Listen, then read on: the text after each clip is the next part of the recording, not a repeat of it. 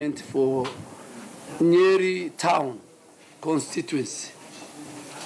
And as you have reported yesterday, we want to say first categorically that that was not a decision reached by the Jubilee Party and its affiliates within its structures, that is the parliamentary group meeting, and within the structures of its leadership. In as far as his rights are concerned as a citizen and as a member of parliament,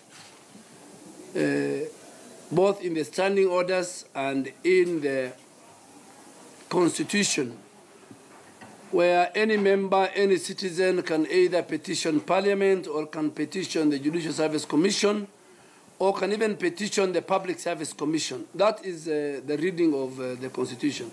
Because, for example, if you want to petition the removal of the Director of Public Prosecution, you will petition the Public Service Commission. If you want to petition the removal of any judge by the citizen or by any person, even a member of parliament, then you go through Article 168, sub-Article 2 and 3. And of course, Parliament, within its standing orders, every day we receive petitions. So, number one, categorically, it's not a Jubilee affair. And is currently in Nakuru, in Sagana, is part of the Central Kenyan leadership who are meeting the president. We have spoken to him, and we will have discussion with him. But for now, and I'm sure that is why yesterday some of us did not want to comment, we can now authoritatively say that it's not a petition that emanated from either the leadership or from the parliamentary group meeting of both houses.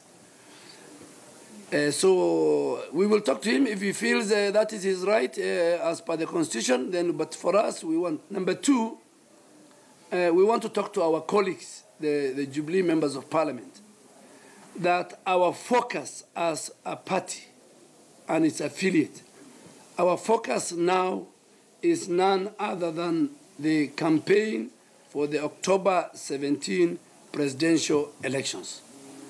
We want to tell our colleagues that let us forget other issues, let's forget the sideshows, let us deal with the re-election of President Uhuru Kenyatta come October 17